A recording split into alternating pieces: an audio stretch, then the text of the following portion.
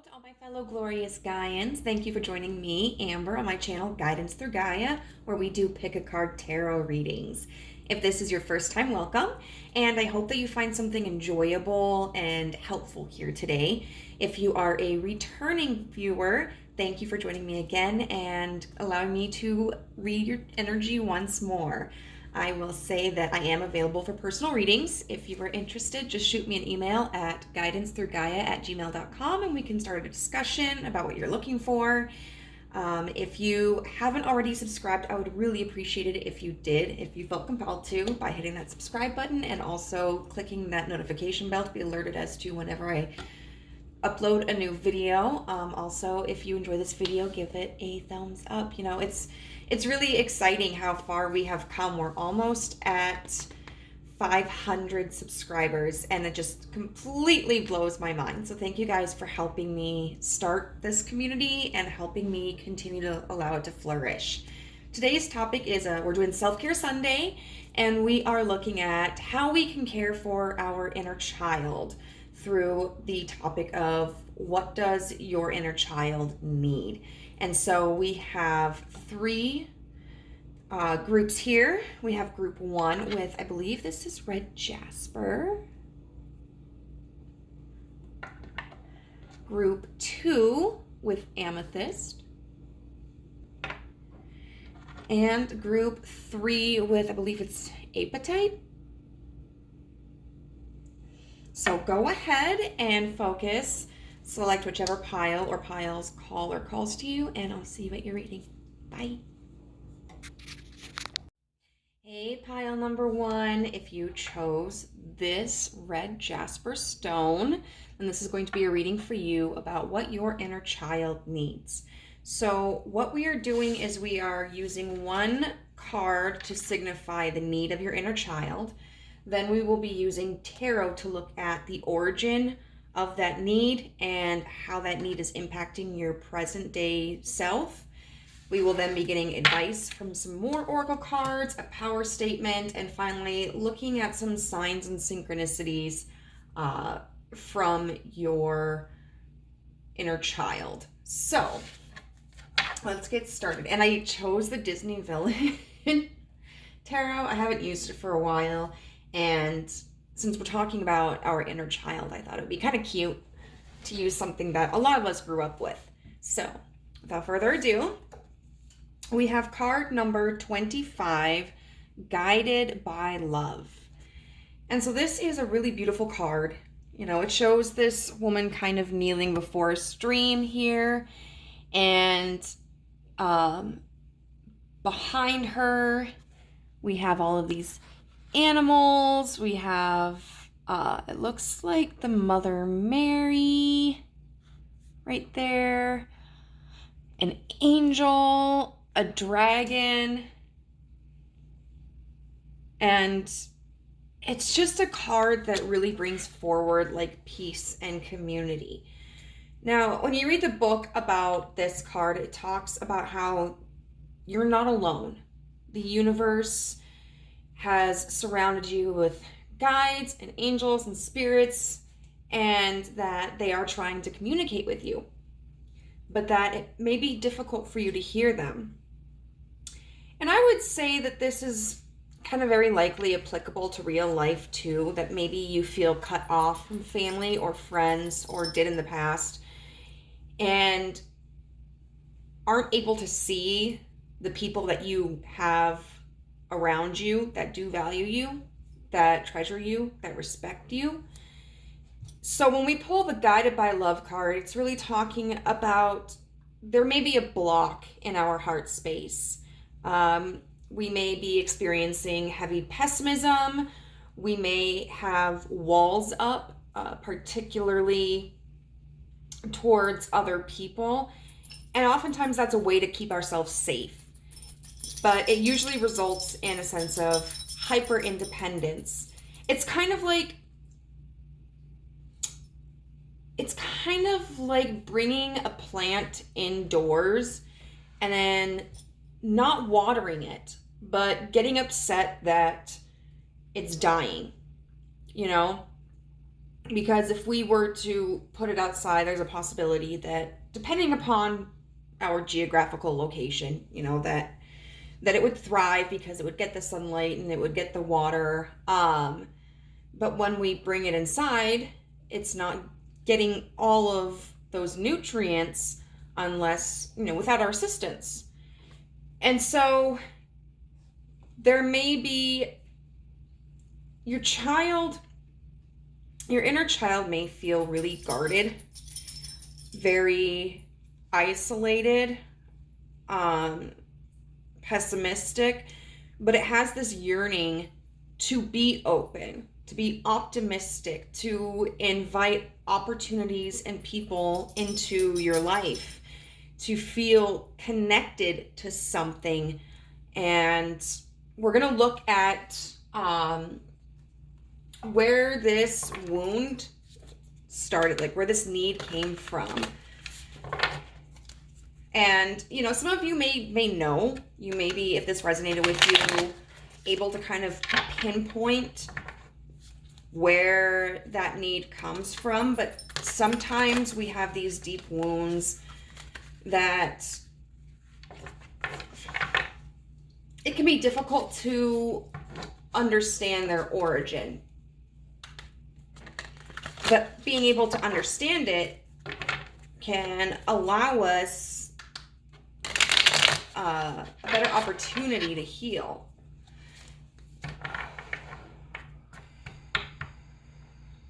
Okay, so universe, where does this inner child's need come from? What's the origin of this need? What is the origin of this need? Okay, we've got the King of Cups in reverse here. We've got the Three of Swords in reverse.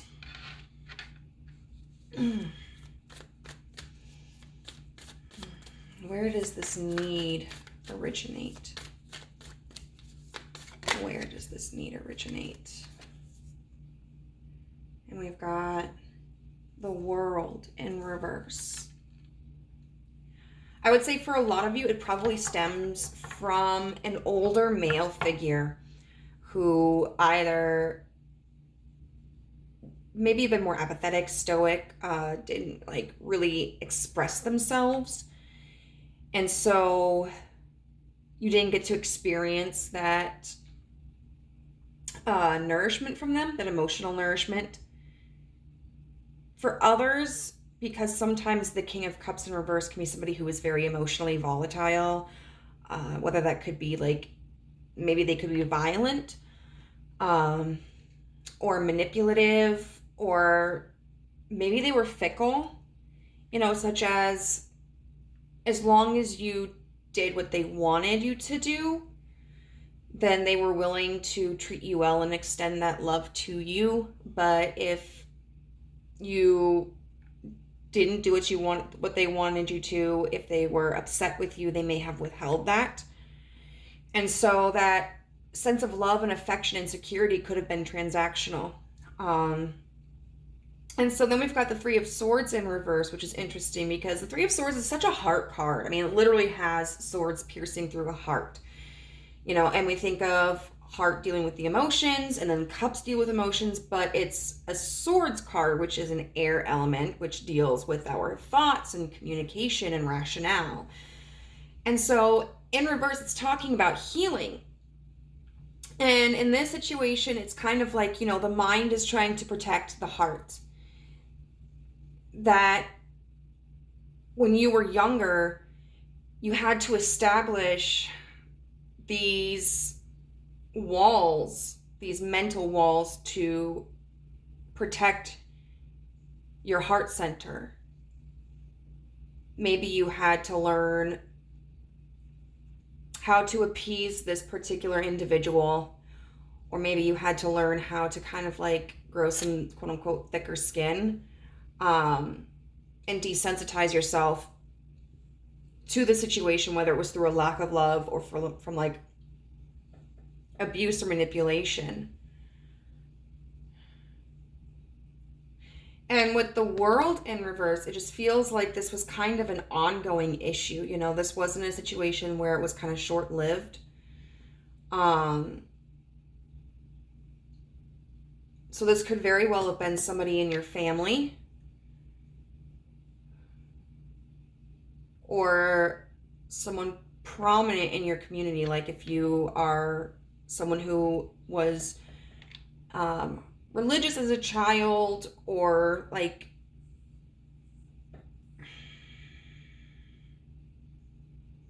placed into kind of religious institutions, or maybe like academic institutions, like if you had to do maybe an after school program or some kind of like sport or music, or you know, some kind of course, then you could have experienced this situation with one of them. But it does feel that it was somebody who was very prominent in your life and who had a pretty high position, so you were exposed to them consistently, and there was never any resolution.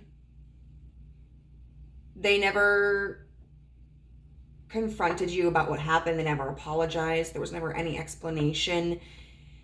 It was a continuous cycle, and you never got any closure from it, which can be extremely traumatic. I mean, even when you know something isn't your fault, that is traumatic.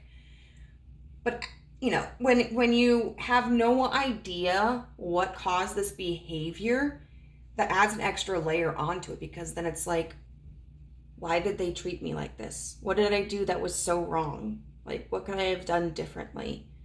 And the reality is, it had absolutely nothing to do with you. And I will say that confidently, because this is a childhood wound. Like, as children, we aren't in control of our surroundings, and we are really at the mercy of the adults in our lives, you know, and they are the ones who are responsible for making decisions that help us grow into healthy and mature people. And there was someone here who didn't do that. So we're going to see how that is impacting you in your present day.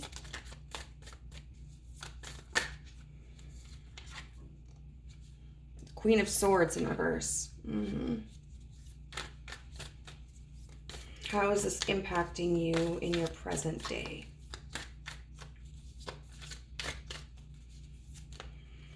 Oh, we've got quite a few, so we'll take them.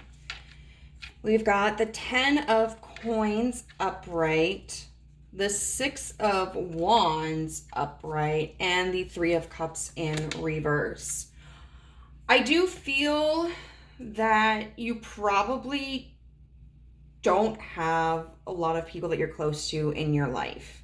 This Queen of Swords in reverse is somebody who is quick to cut people off. She may be also just the kind of person who keeps to herself and doesn't actually interact with others. She can be very cold, aloof, and very cutting. So you may have had your communication skills and your socialization skills impacted negatively through this early influence. You may find that you're not as,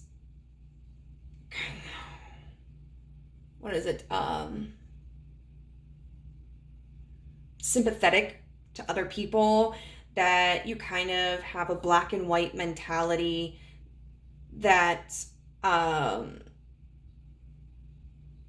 maybe you can be overly critical of others. And it seems with this 10 of Coins and the 6 of Wands, you are focused more so on materialistic possessions. And that's kind of where you have been placing your energy and putting in your like finding comfort, because I keep thinking of like, material possessions won't betray you, and they are a status of what you have accomplished in life. And this could even be about positions that you hold in your reality, especially particularly at work. Maybe you hold a pretty high position in your place of employment, and that's where you just kind of put a lot of your focus. And then the Three of Cups in reverse, like it seems as if you don't really find enjoyment being around other people. It maybe almost like if you have to socialize or interact with others, it may kind of leave a bad taste in your mouth, or you may experience a lot of anxiety. You don't feel comfortable around other people. And I mean, level of comfort around others is going to be different for people. There are some, who are introverted, such as myself, and we don't really want a big social circle. I just have a couple of friends that I see regularly. Otherwise, I kind of keep everybody else as an acquaintance, because it's just so much of a drain on my social battery to try to keep up with every single person in my life. I typically go out of my house to like socialize once or twice a week. And the rest of the time, I might go do something on my own. Like I might go to a creative class on my own, but a lot of times I'll just be at home doing these videos or reading or playing a video game or spending time with my dogs. But then there are other people who really thrive on social interaction, and they enjoy large crowds. And like neither one of those spectrums is wrong at all. But what is concerning is just kind of the level of maybe like pessimism or distrust that you hold for others.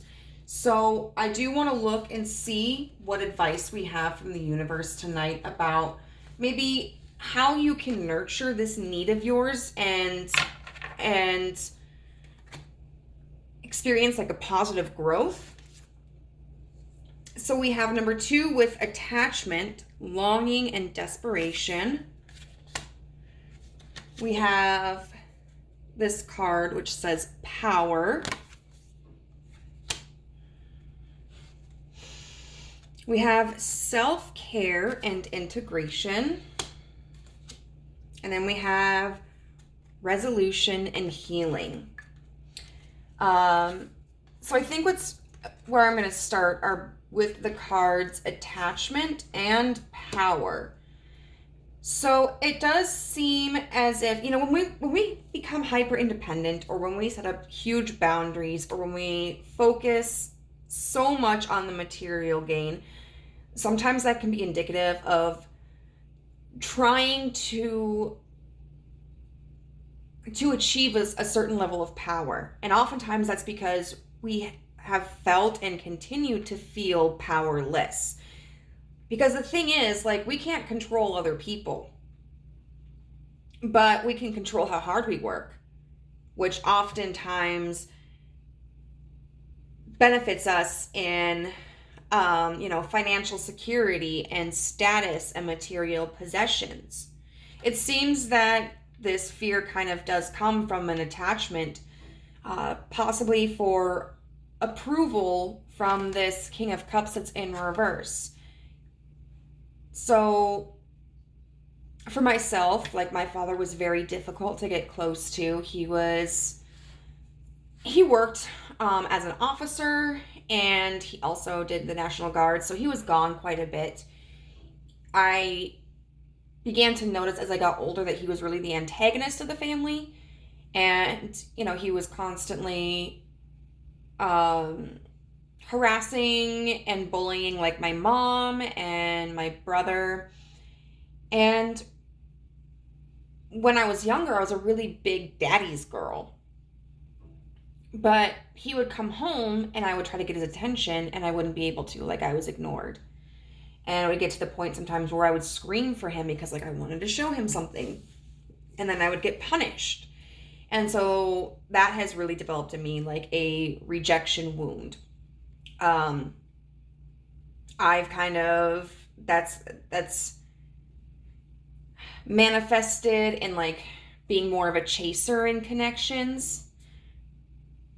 But I do get really defensive, for example, in conversations where I feel like I'm being criticized. So that's something like, those are things I have to work on.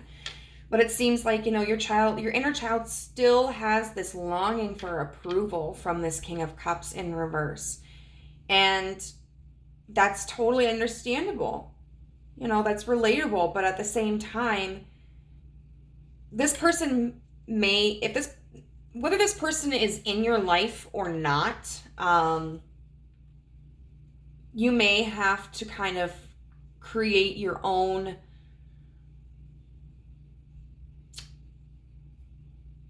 closure, because even when someone is alive and present in our lives, they're not always going to be able to offer us the closure that we need.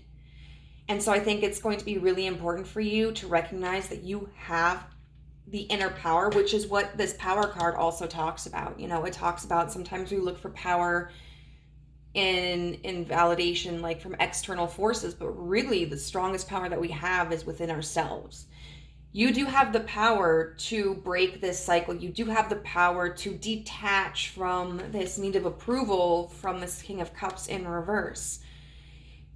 It's going to take work, and it's going to take you kind of confronting the situation and learning to process it, but it's within your grasp.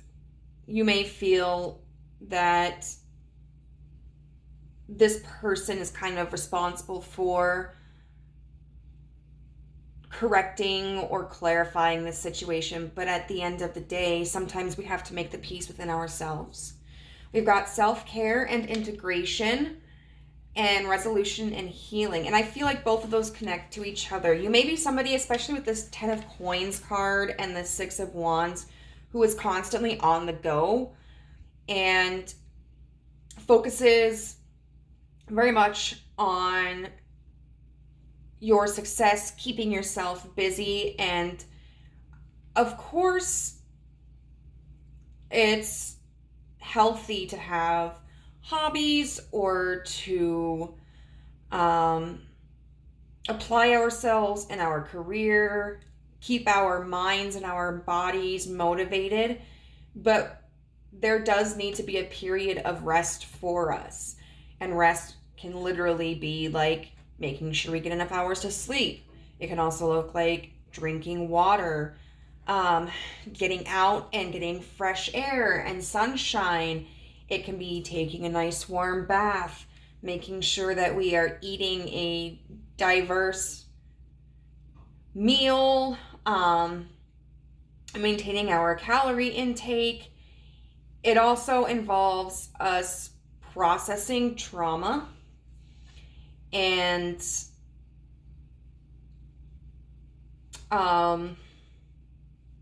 adjusting sometimes like our self-talk. So instead of maybe being overly critical of things that we didn't get done, focusing on what we did get done, or like, how we did it. So for instance, if you had, 4 chores that you were supposed to do throughout the day, but you only got 3 done, instead of focusing on the fact that you didn't get the 4th one done, you could say like, well, chore number 2, I actually was able to get done much more quickly than I had anticipated. And self-care also does include social self-care, and what that looks like for each of us is going to be different, because some people need more socialization than others, and some people may need more direct contact, like face-to-face. Some people find that like just verbal contact or textual contact, written contact can be sufficient. And it's calling for integration. So the universe is saying like, integrate yourself back into society. You don't have to do it all at once. You don't have to throw yourself in there. For some of us, that's what works best at times, but sometimes we need to kind of tiptoe into the waters. But maybe there's somebody you need to call up. Maybe there's somebody you need to shoot an email to or reconnect with on Facebook. Or maybe you need to call up someone and be like, hey, I know we haven't talked in forever, but would you like to go out to lunch? Or maybe it's just being in the line at the grocery store and engaging in a little small talk while you're waiting to be rung up, like noticing someone and being like, oh my God, I love your hair. Just certain things to kind of integrate you back into the social culture. And then resolution and healing, it's really just a commitment. I feel like you've been kind of avoiding this, feeling as if like maybe you're incapable of healing, or trying to assert that like this hasn't affected you as much as what it has. Or thinking that if you just give it enough time, it'll go away on its own. But the universe is saying like, no, you have to make that decision for yourself. Like this isn't just going to happen on its own. You have to be conscious in your actions and your decisions, and this resolution comes to deciding that you have the power and that you are going to release your attachment to whatever this was in the past. So we're going to get a power statement from the universe.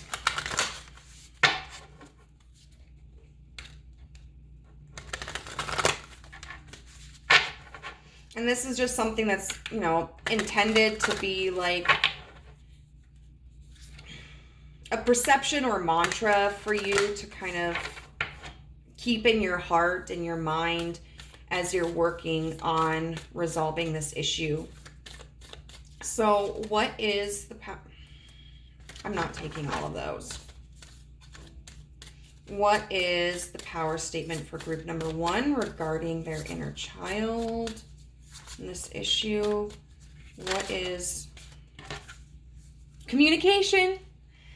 Wonder how that other person's feeling? Ask them. Wish they knew how you were feeling? Tell them. You've just been drafted into the communication army where there is a strict do ask, do tell policy. Speak with kindness and gentleness and reach an understanding. If you don't, assumption will just make asses of everyone, including the person who came up with that aphorism. This could indicate that if this person, this King of Cups in reverse, still exists, like if they're not passed away or unreachable, that you may need to take the initiative to confront them with how you feel about this situation. It doesn't mean that they're necessarily going to give you the closure that you want or be receptive to it, but it might offer you some peace of mind. But sometimes that's not something we can do or that we even want to do. And so this is also just really talking about the importance of you communicating with other people in your life and opening up that channel for socialization, integrating yourself back into your community. So now we're going to get into just some like little signs and synchronicities from your inner child.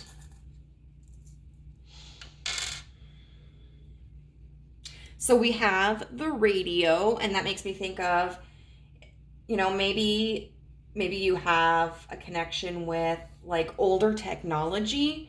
Maybe there are fond memories that revolve around that. I know when I see certain old pieces of technology, especially like old TVs or old radios or something, like it kind of just brings back this wave of contentment and nostalgia and innocence. This could also talk about songs that you feel connected with, or like your inner child may speak to you through songs, or there may be songs from your youth that kind of bring a sense of fondness back to your life, or music that really helped you get through difficult times. We also have the 2 cherries on a stem, and that makes me think of, in this instance, like being fruitful, but also a sense of balance, because there are 2. Also kind of something dangling, which can seem really intimidating, but as long as there is that balance, I think there's also a sense of security and safety.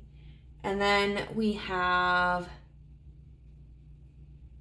this stag here, which is actually, I like seeing that because, I mean, it's a little bit different because I think this is a deer, but then we have an elk right there. So very similar imagery. This may be a call for you to go out and enjoy some nature. Maybe hunting is significant in your family. Maybe certain depictions of animals. Like, I know growing up, I really enjoyed watching the claymation versions of like Rudolph the Red-Nosed Reindeer and this, oh my god, what's his name? Frosty the Snowman. Maybe there was a farm that's significant, but I would keep an eye out for those kinds of images, or especially like if music is significant to you in any way, you know, just kind of keep your ears open for any songs that may help you through this difficult time and kind of encourage this growth in you. So group number 1, I hope that this was helpful for you. If it was, please leave a comment in the comment section below, and I'll see you next time. Bye.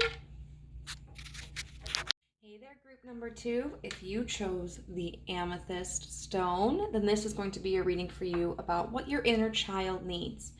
Now, how we're going to do this is we are going to look at one card here that's going to signify the need from your, inner child.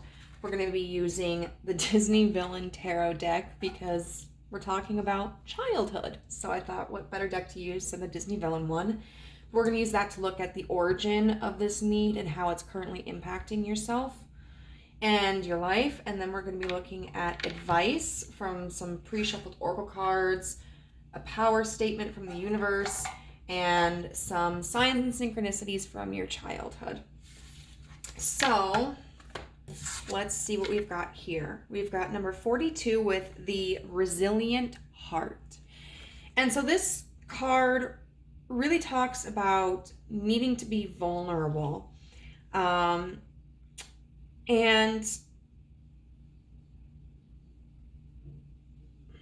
tuning into your needs and facing the difficulties that have been presented to you. It's interesting that we have this elephant here. When I see elephants, I certainly think of things like strength, but I also think of like intellect, because with elephants, there's the adage, like an elephant never forgets. And so it seems that your inner child is really requiring a resiliency, because maybe in the past, you had a tendency of, on one hand, clinging on to the challenges and difficulties that you faced, and on the other, trying to run from them, trying to outrun them. I also feel that you probably have a very stubborn streak where you don't ask for help, or you don't allow yourself to express vulnerability, kind of like a hyper independence.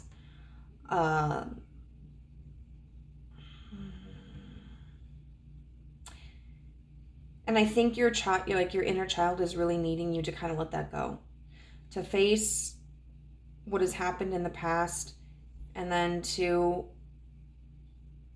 be vulnerable with others and yourself about like maybe what your limitations are, where you need assistance, what your desires are, what your fears are. And so we're going to look at how this need developed originally.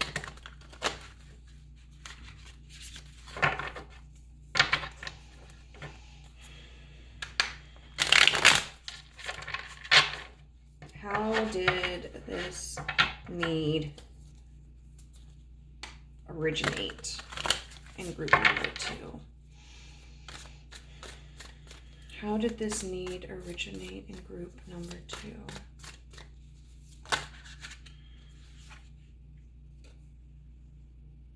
The Empress of Right.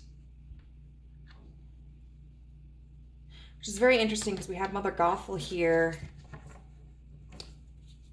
Okay. How did this need originate in group number 2? You know, and Mother Gothel was like very overbearing. Didn't allow Rapunzel to have any freedom, any life experiences, you know, under the guise that it was like this protection, but really it was just in Mother Gothel's best interest. We have the 5 of Cups in reverse.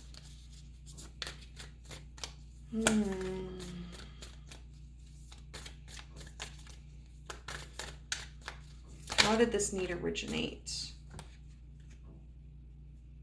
We have the 4 of Wands in reverse with the 6 of Cups.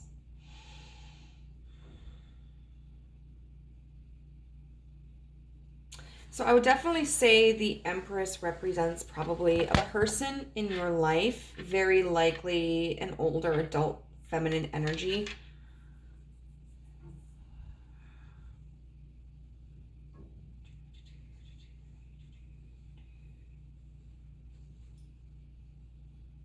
And I feel like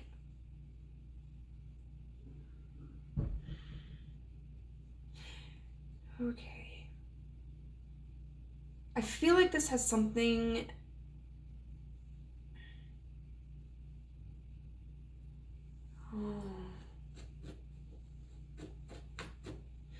this may have originated when someone left your life, or maybe there was a divorce, or you moved in your childhood or adolescence. Because when I think of like the 4 of Wands, I think of a home setting, primarily a marriage. You know, thinking of the 4 of Wands makes me think of marriage and celebration and creating a family. So when it's in reverse, it's kind of like that broke apart. And it could be a biological family. Maybe there was a divorce or there was a death. Could be perhaps you were involved in foster care or adoption. Maybe you were awarded the state, or maybe it was, you know, you could have been kind of uprooted and moved away from your childhood home, or maybe, you know, you were part of a military family that was always moving. And so there's this sense of like trying to focus on what you do have instead of what you don't, because the 5 of Cups upright talks about like just the opposite, you know, focusing on what we don't have and completely ignoring what we do. So it feels like, you know, in the wake of some kind of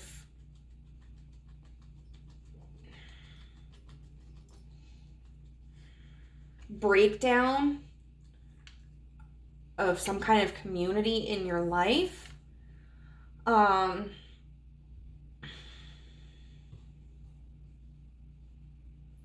that you were really, I think, encouraged by this Empress to focus on the things that were still present, and perhaps at the expense of like acknowledging whoever you lost and how difficult the situation that was. The 6 of Cups is kind of interesting because like the 6 of Cups is often talks about like nostalgia. And so I kind of want to see what this talks about, you know, or friends coming again. It's interesting. We've got the Hermit, bowler hat guy with the Fool, which is Kronk. Okay, funny story. My car has been making squeaky sounds. It's not right now, but when it started, I was like, I know what. I've had my car since 2015, but I'm like, I'm going to name my card Kronk, because it's going squeakity squeak squeak squeakers. Okay, so we're clarifying the Six of Cups with the Hermit and the Fool. So it was kind of almost like this promise of things aren't going to last forever. You know, this hard time is not going to last forever. The Hermit is somebody who is like closed off from others. And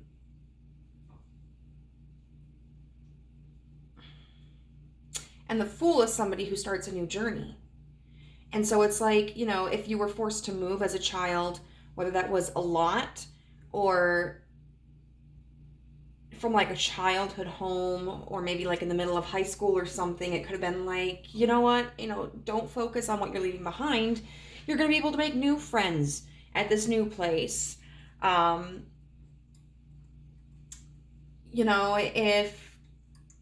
If there was a separation of a marriage and like your family split apart,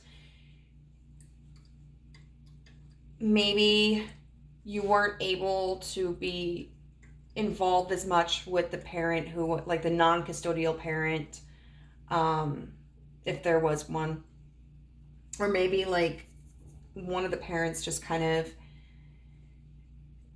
kept you at arm's length or didn't uphold promises, or maybe the situation was just kind of like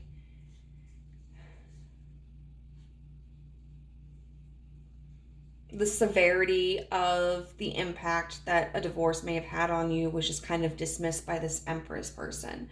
But whatever it is, it just kind of feels like the origin of this wound is just kind of like, don't worry about what's gone, what happened. You can always make new memories.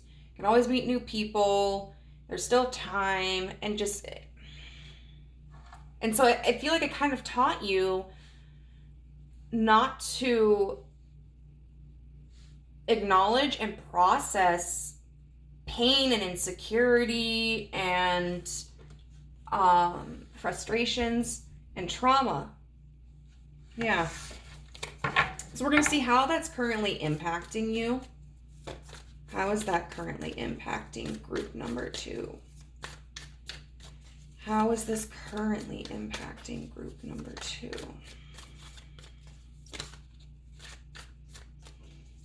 How is this currently impacting group number 2?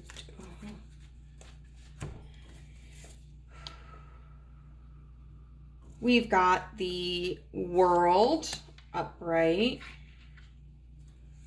We've got the Six of Coins in reverse.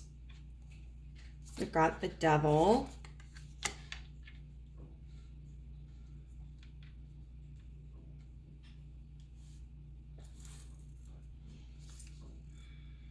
We've got the Queen of Coins in reverse.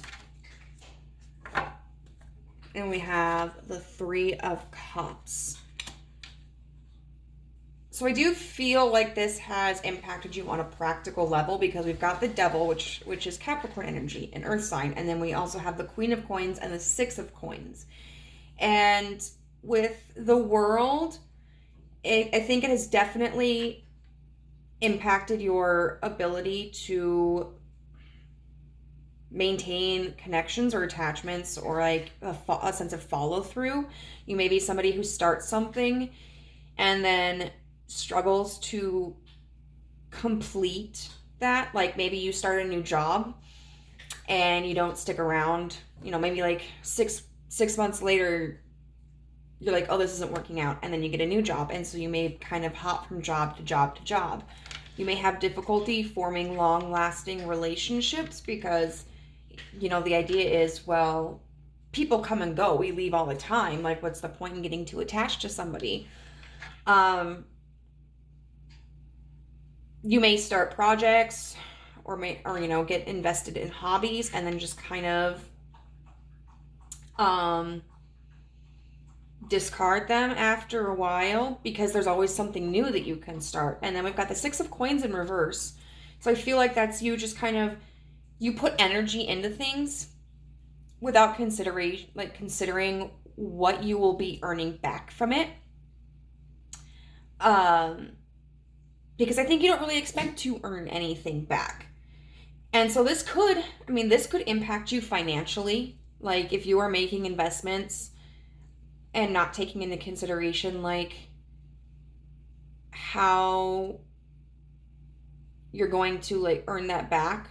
So for instance, if you quit your job after 6 months and you're finding it difficult to find a new one, because maybe you didn't get a new job before you left your other one, and all of a sudden like you've got rent coming up and you don't really have anything. It could be loaning people in your life money and not holding them accountable for repaying you. It could be spending lots of money on different hobbies that you find yourself interested in, you never accomplish, and so like you don't earn anything from it. Like, hello, I've done this. Where, you know, I really do want to start creating jewelry. I think that would be fun. And I started off with hemp jewelry. So I bought like $100 worth or $150 worth of supplies. I bought the cord and I bought charms and I bought beads. And you know what? I made like one bracelet. One. Come on. Or the financial burden maybe of like hopping from like home to home to home. And then the devil here. And it's funny because the devil does talk about attachments, but I do feel that you have trouble with forming attachments. That in and of itself can be a very devil card energy. This focuses very much on limiting beliefs, and then constraints that are self-imposed. We have the Queen of Coins in reverse, which to me signifies that you're not somebody who is, I feel, very stable in your practical matters, and we could be talking again about money. We could also be talking about like practical mental matters. So you may not have a particular direction that you feel confident in going in life. You may not have like a career goal.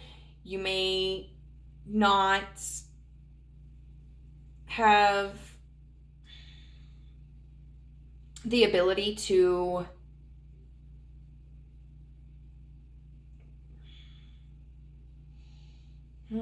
confront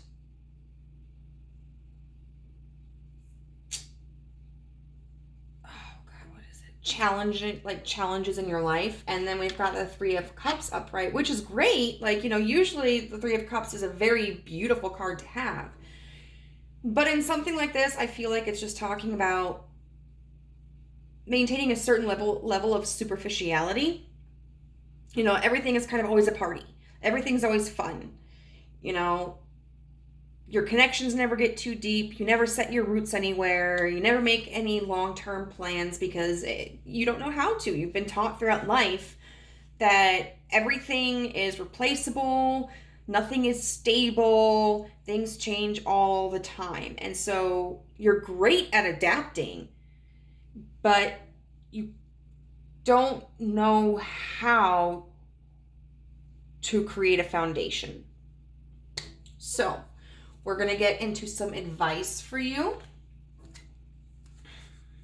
We've got the card Freedom here. We've got number 26, conscious steps with considered action and looking forward. We've got visualize, affirm, and manifest. And we've got patience and stillness. So there are a couple of messages that I feel are really prominent here. We're going to start with this patience and stillness card. I feel that's something you're probably not very good at. You may be somebody who is constantly on the go, go, go, always trying something new, always doing something different. And the universe is really kind of calling for you to stop for a while, you know? And it might just be like stopping for a few minutes each day, stopping for a few hours a day, or maybe having like days or, a day or days that are designated each week where you are more sedimentary, doing something that is like less active so that you can put your body in a state of contentment. Because when we're constantly on the go, we're releasing different chemicals into our bodies. So like, we've got adrenaline, sometimes it's cortisol, all those things. And when we're putting all those when we're releasing all those hormones throughout our body consistently, it's very stressful on our body. And it like, sometimes like you can experience kind of a physical or emotional crash. It can be very exhausting. It impacts your physical health, your mental health, your emotional health. And so the universe is really calling for you to take time periodically to give yourself rest. Do a crossword puzzle. Do some meditation. Go for a walk on a hiking trail. Listen to some music. Do something that allows your body to be at ease. Let's see. Freedom. This is an interesting card because we talked with this Devil card about like self-imposed restraints. That's kind of what this Freedom card is talking about as well, because you've got this woman who is sitting in this castle, right? And it's showing that it's a very guarded place. It's very confining, but then there's this dove, that represents freedom and purity, and it gets to explore. You may kind of feel as if your ability to change jobs or to not be bound to connections and relationships, to move, to try different things, signifies that there's a certain level of freedom, but really you've placed yourself in a container, you've placed yourself in a bubble, and it's hard, because like you weren't taught the skills on how to moderate this from a young age. And so as an adult, like you have to learn that for yourself. Now you can do that through things like counseling, through reading. A lot of it though is going to be action oriented, and it's going to be trial and error. Like what works for you, what doesn't work for you. But this is really calling for you to see how you are limiting yourself by staying so detached. And then we've got, I think these two cards are pretty connected, which is number 26 with conscious steps, considered action, looking forward, and visualize, affirm, and manifest. So this is going to require you to take conscious steps, as this card says.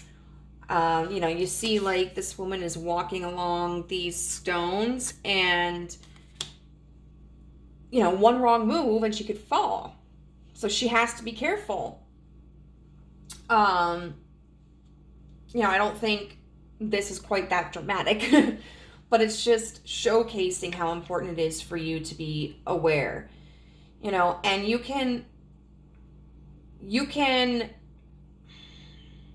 confront the past and confront the darker aspects of your life and the loss that you feel and still move forward. And actually confronting those things is what helps you move forward. And then we've got visualize, affirm, and manifest. So this is really calling for you to make a plan. And I think that's a plan for how you heal the past, but also a plan for your future, because that's something that you have really struggled to do. So the universe is saying, like, you know, you can't half-ass this and expect to be completely fulfilled and just fall into place. Like, there is something to be said for not taking life too seriously, for not being concrete in your plans, but it does benefit you to have a vision for your future. And that may be something that, because of the limitations you've experienced in your life, you may not be able to develop in its entirety right away. But as you're exploring life, you know, you can think about, like, okay, what do I want to do for a career? Well, this is what I like to do. This is the kind of environment that I need. What kind of people do I like to be around? You know, what values are important to me? What things do I enjoy? And so it's going to be very important for you to kind of pick apart your experiences in life so that you can tailor the path that you're going to go down in the future. So now we're just going to get a final, like, power statement from the universe that will help you during this journey. So what power statement do we have? Oh, this was literally the same one for pile number 1. Communication. Wonder how that other person's feeling. Ask them. Wish they knew how you were feeling. Tell them. You've just been drafted into the communication army, where there is a strict do ask, do tell policy. Speak with kindness and gentleness and reach an understanding. If you don't, assumption will just make asses of everyone, including the person who came up with that aphorism. So in this context, I feel that what it is describing is the importance to communicate, even like the unpleasant feelings, you know, whether that's like unpleasant feelings towards someone, if there was perhaps an argument in the past or in some way that they hurt you. But it could also be like reaching out to somebody and going like, I miss you, because looking at this, you know, you were kind of taught like, don't miss people too much, you know. If there's people that you want to reconnect with, if there's someone that you need to apologize to, like, it's going to be really important for you to express that. And now we're going to get some signs and synchronicities from your inner child. Oh, we got way more. We've got the scissors here, which I think have a dual meaning. You know, you're very used to cutting things out of your life, but I think this is also a representation that, like, you can craft things. Like, you can make things with scissors. We've got the rabbit, which makes me think of springtime and fertility, Easter. You know, and rabbits can be very playful creatures. We've got the crown, which makes me think of royalty. It makes me think of Leo, and I think that's a call for you to just really step in your power. We've got, so this reminds me of two things. This reminds me of, oh my God. This reminds me of a honeycomb. So this can talk about like the fruits of hard work, sweetness. It can talk about being labor extensive, also like a community, you know, a hive, being able to find your hive. I also think of this as like a chemical compound. So you learn about this a lot in like organic chemistry, that chemicals all have a chemical makeup, you know, so like oxytocin is one that comes to mind. Oxytocin is like the love chemical, and it's going to look different than like dopamine or serotonin or cortisol. This may be an indication that perhaps it would benefit you to go and talk to a psychologist and a psychiatrist. Maybe you need to have an assessment done if you're experiencing like any depression or maybe like bipolar disorder, or any other disorders that would call for medication that would help balance out your brain chemistry. Because hello, I need meds too. We've also got the triangle, which girl came to my mind because, you know, we've always got like the triangle when you're drawing stick figures and one's a female. I also think about divinity because like a triangle,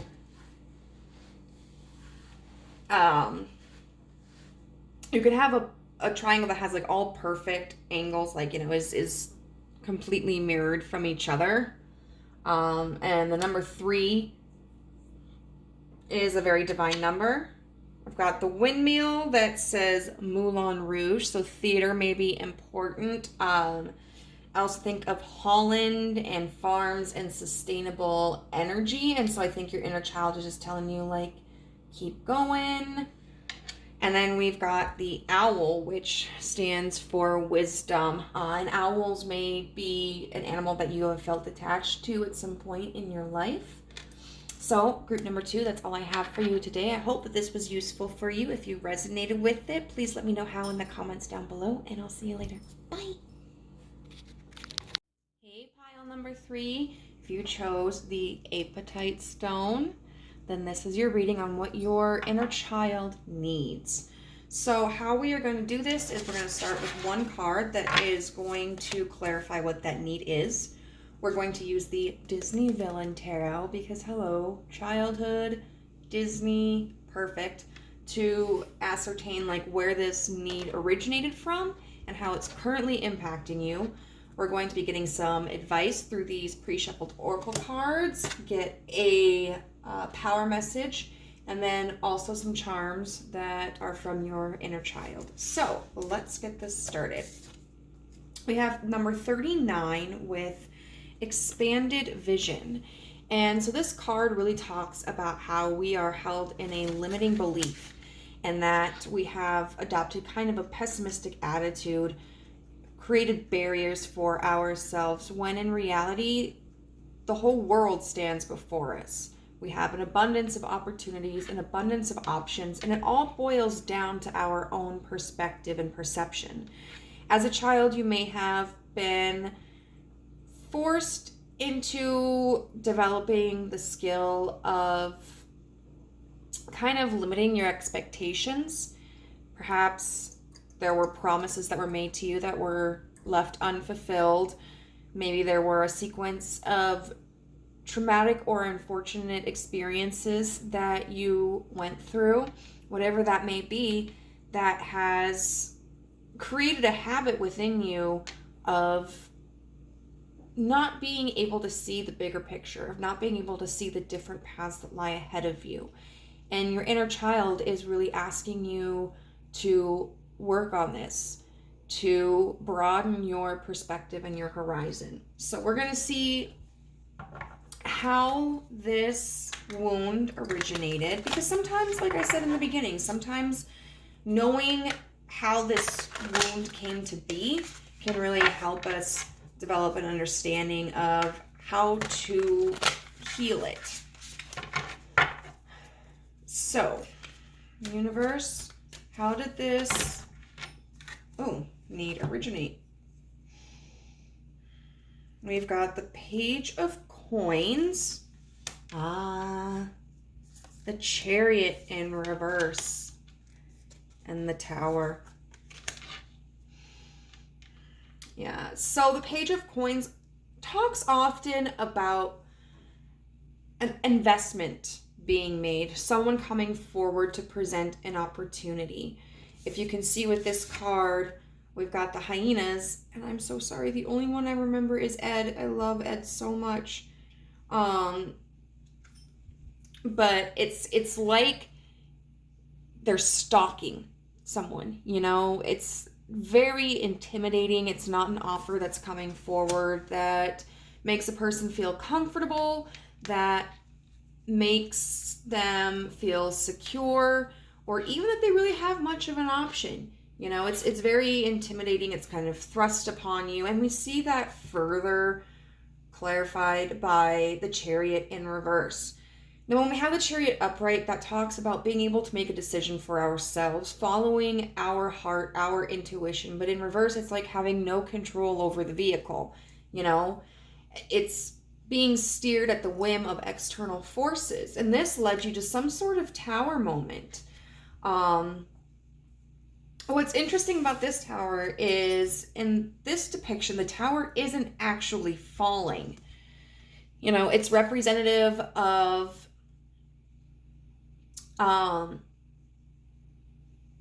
what's her name? Oh my God, I can't believe I forgot her name. Rapunzel. I kept wanting to say Thumbelina.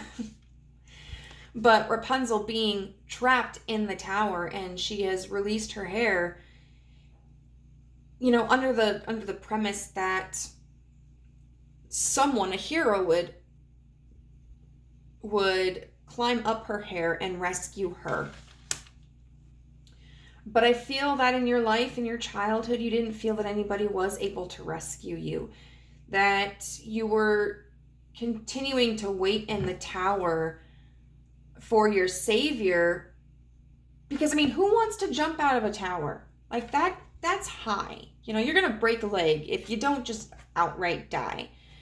And especially as a child, circumstances that as an adult may not have felt as dangerous or as compromising, as a child can seem totally insurmountable. Not taking into account that when you are a child or an adolescent, you are not a 100% autonomous human being. Like, you don't get to do anything that you want, everything that you want. You aren't in control of all of the decisions that you make. You are under the care of someone else. It's interesting with this spread because the last two, it did feel that there was one person who was directly responsible for kind of participating in the creation of the needs. In pile one, it was the King of Cups in reverse. In pile two, it was the Empress.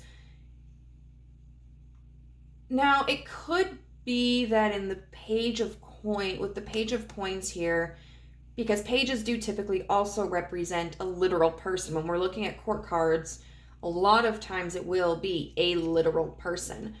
The page tends to be younger. So this could have been someone who was younger than you at the time, or may have just also been a young individual. This could also just kind of, because we have the Page of Coins being represented by three hyenas, this could talk about circumstances or other, like a group of younger people. So, for instance, this could be indicative of, like, say,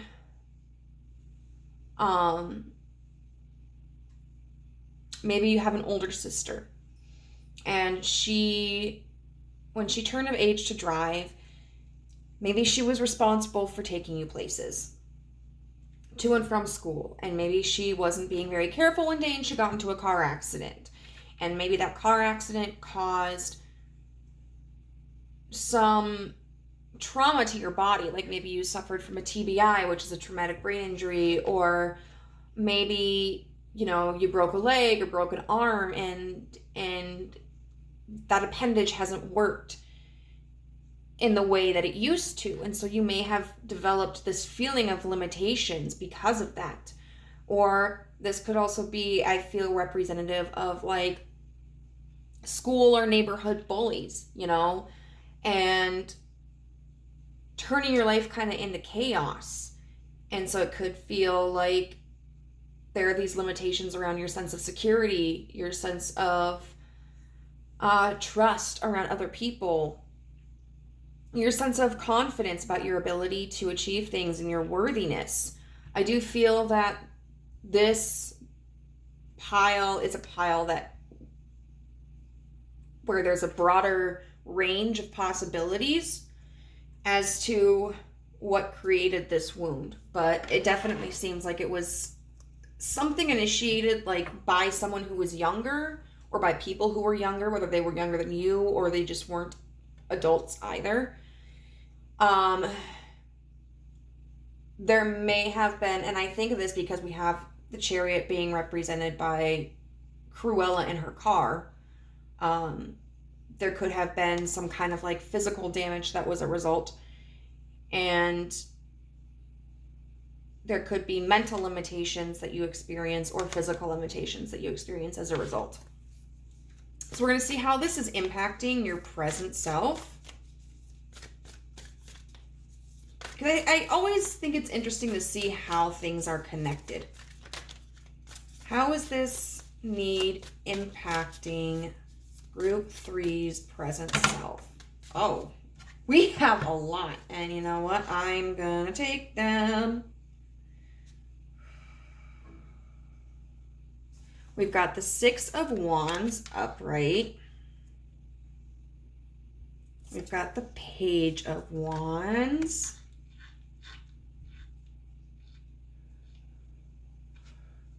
We've got the Seven of Wands.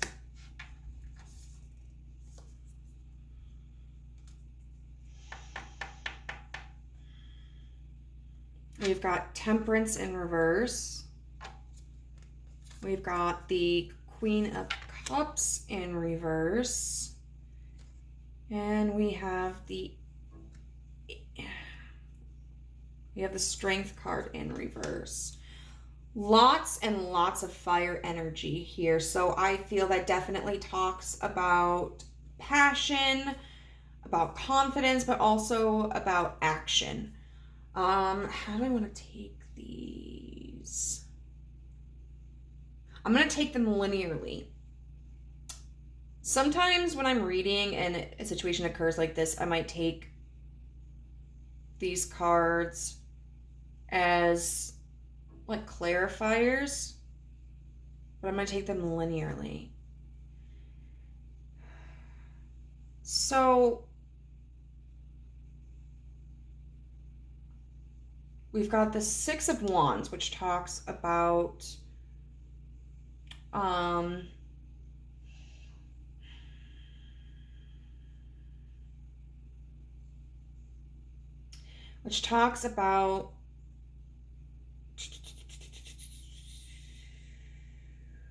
victory.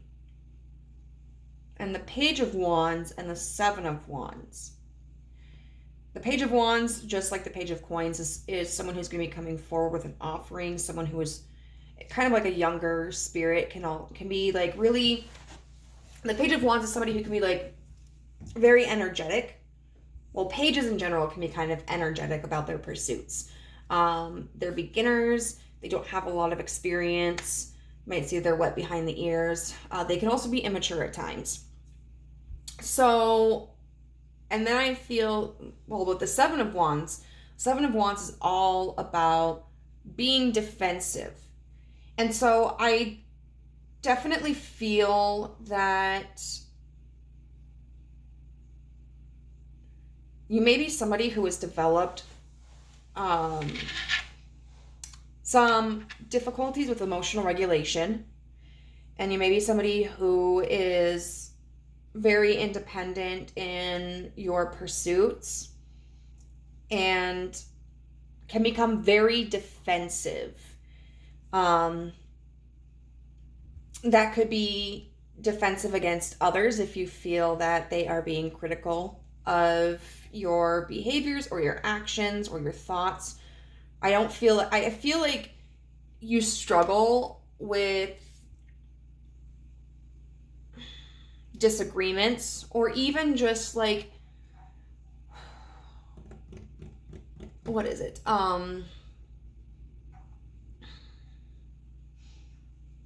Debates. You might be somebody who because of this has become very hot-headed, and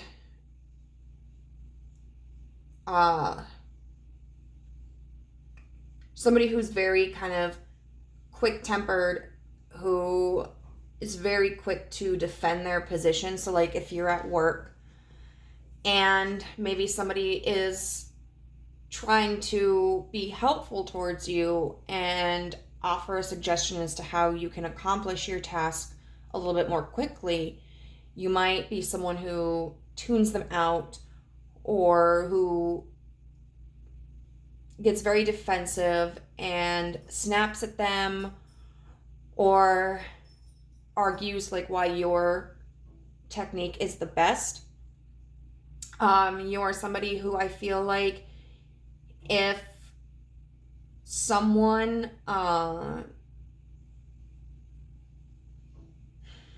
was trying to offer you help with something, like say moving heavy furniture, you might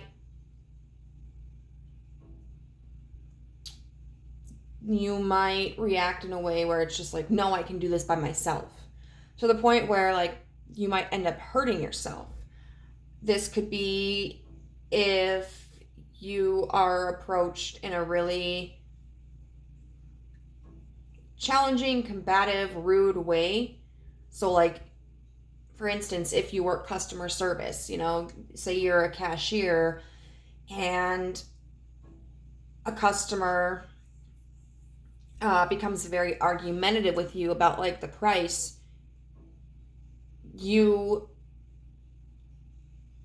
instead of finding a way to de-escalate a situation, might be more likely to accelerate the argument, to escalate the argument. And so I definitely feel that this has caused some challenges in your communication, in your perception, and your open-mindedness. We've got Temperance in reverse, which is about excess. When we have Temperance upright, it's about balance. In reverse, it's not having that balance. So it's kind of like being all or nothing. So for another example, if this doesn't pertain to people, you might find that if you are, say you just bought a new entertainment stand that you have to put together, and you can't, like, you're struggling to figure out how to put the pieces together, you might get to a point where you just say fuck it and you abandon the project, and you've just spent $250 on this, but you don't give yourself a time to cool down. You don't ask for help. You just say, screw it, I'm done. Or it could be like, say you are taking college courses and you're getting up to like maybe your senior years, and the courses, of course, are getting progressively harder, and there may be a class that you are struggling to grasp. You might be getting D's or C's, and you're just frustrated with the material, and you're frustrated with your inability to grasp the skills that are required to excel at this particular class. And so instead of trying to get a tutor or talking with the teacher, you might just drop the class.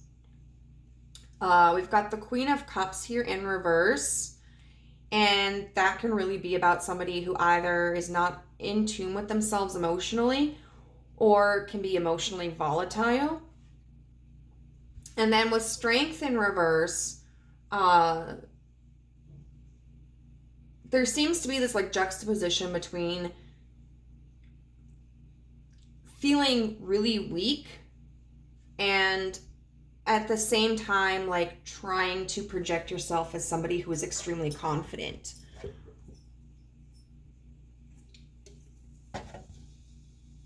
So what I want to do now is I want to look at some advice on how you can kind of work towards healing this. We've got Innocence here.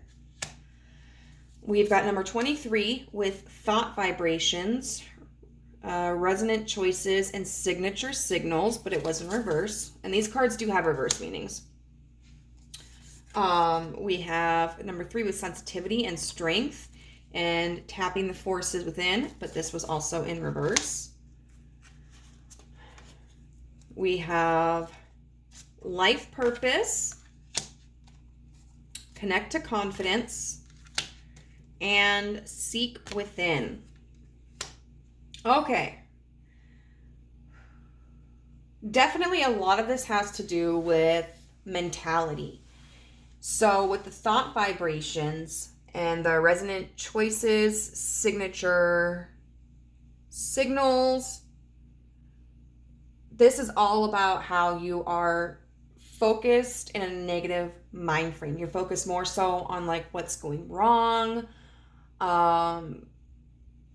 instead of like what's going right.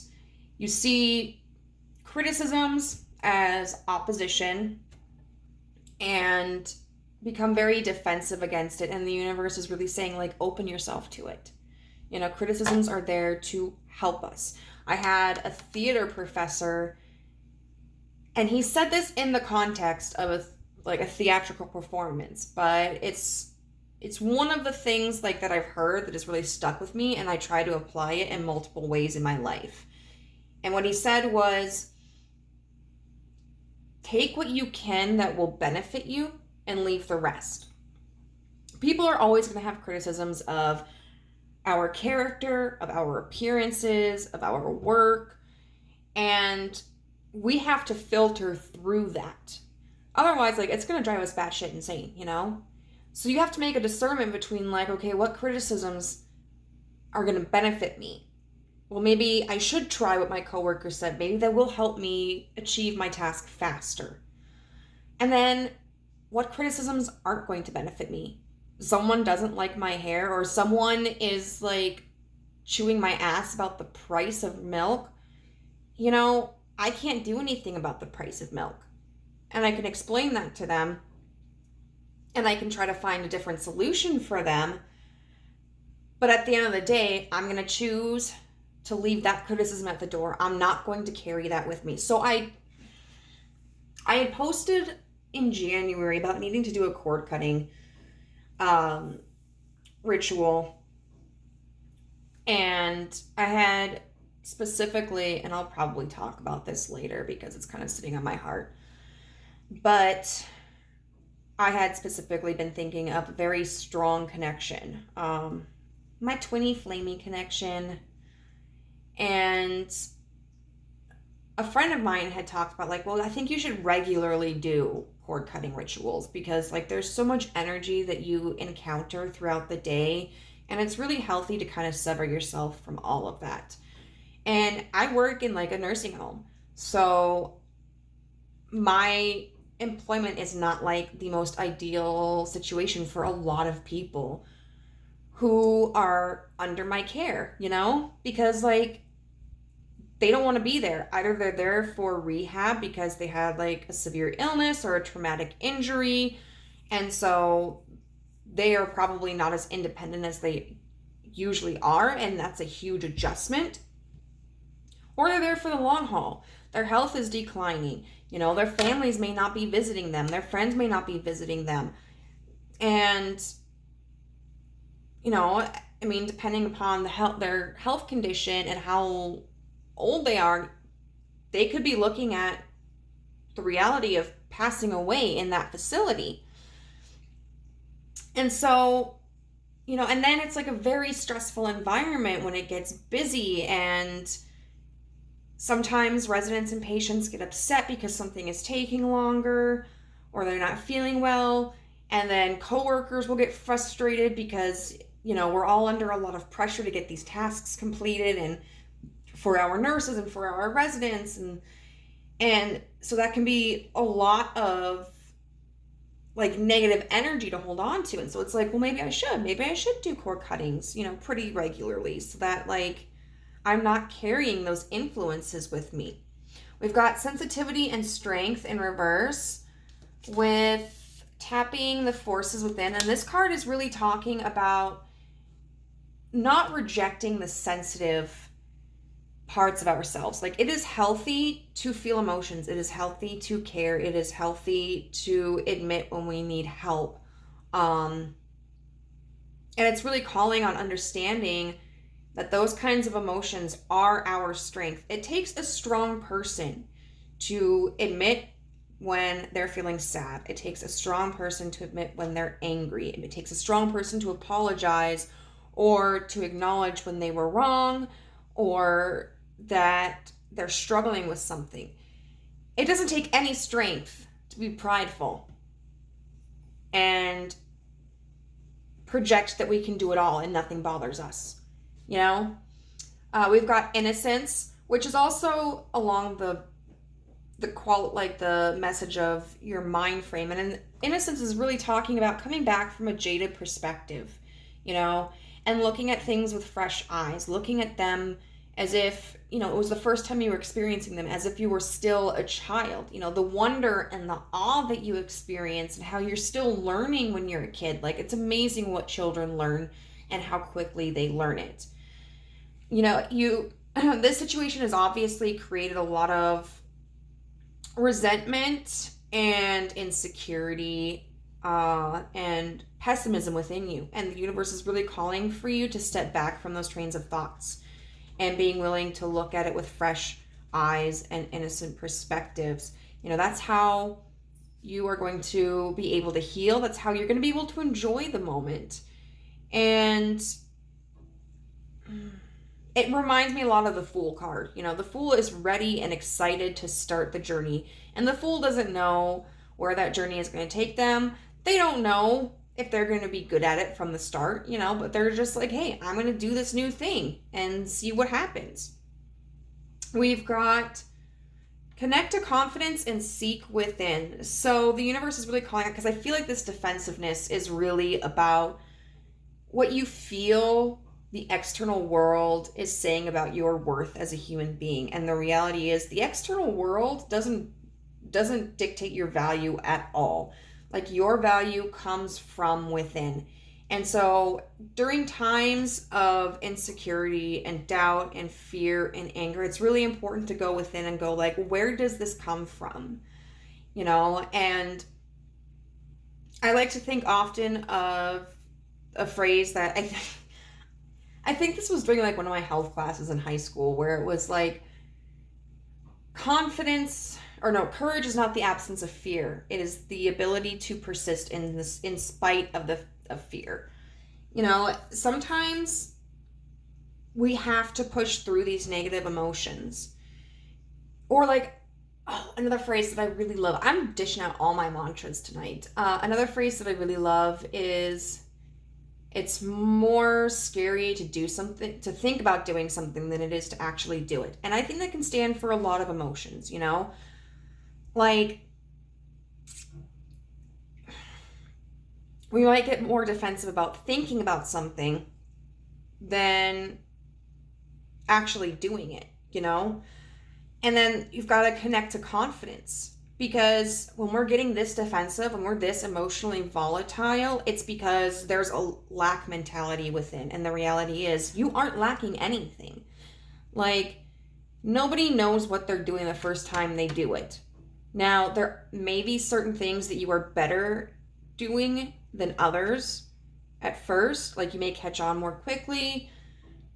But at the end of the day, you still have a lot to learn. We all have a lot to learn, and it's okay. Nobody starts out like an encyclopedia of information.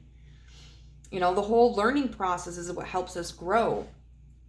And sometimes we make mistakes. Sometimes we say shitty things, or sometimes we get something wrong. And that's okay too. Like, that's just part of our process of learning and growing. And being flawed, making mistakes, not knowing things right away, that's not proof of any sort of like incompetence. You know, that's just proof of being human. And then life purpose. I think, maybe struggling with kind of understanding where your place is at in the world.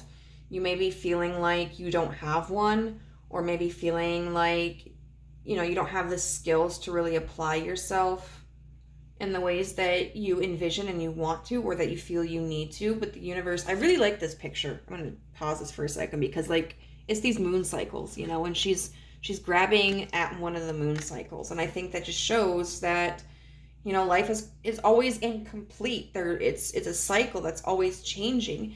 And this card really calls for you to follow your heart and pursue your dreams and understand that, like, nobody else gets to define your life purpose. Like, that is up to you. Nobody else has control of that. And as long as you are following your heart and as long as you're being true to yourself, you are on the right path. So now we're going to get some, we'll get a power statement from the universe to help you work through this. What power statement do we have? See, oh my God, love it. Options. I have a funny story about this, okay? So I had my computer, I downloaded the Korean alphabet. And I had set Microsoft Word to Korean. And then after months of not utilizing my computer, I open it back up to go to Microsoft Word. And I'm like, shit, it's in Korean. I pulled up my phone and was using like a picture translation service to find out, okay, where's the option button? Because I reread about how I could get my computer off of Korean and back into English. And so I knew I was looking for the option button. And I'm scanning all over around and I'm like, oh, this one says option. And I look over. So to click it, you know, and so I'm just seeing Hangul, the Korean alphabet, in front of me. And I know how to pronounce the Korean alphabet.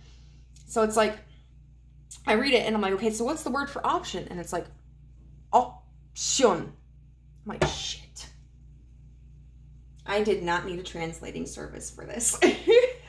So it's kind of like, you know, if I would have used my eyes, if I would have tried to just read, I would have been able to figure it out myself. But anyway, why is there shrimp on this ice cream? And do you see it? There's like a little weenie on there.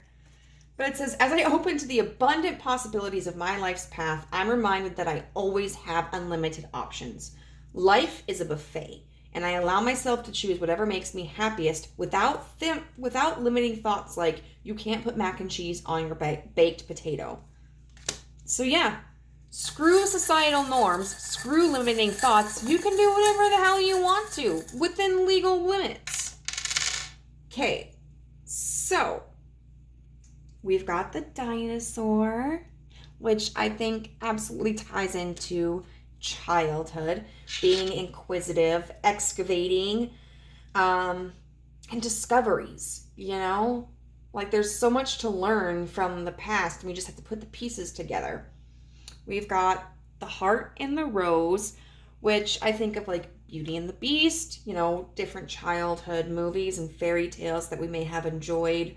I also think of allowing your heart to bloom. You know, it seems as if you've kind of really closed off your heart and boarded it up, and the universe is encouraging you to remove that and allow the sun to shine in your heart, nourish your heart, and allow yourself to feel this abundance. We've got the radio, which makes me think of songs. You may be somebody who hears a lot of messages through music. It might be beneficial to listen to music from your childhood or your adolescence, or songs that just make you feel good.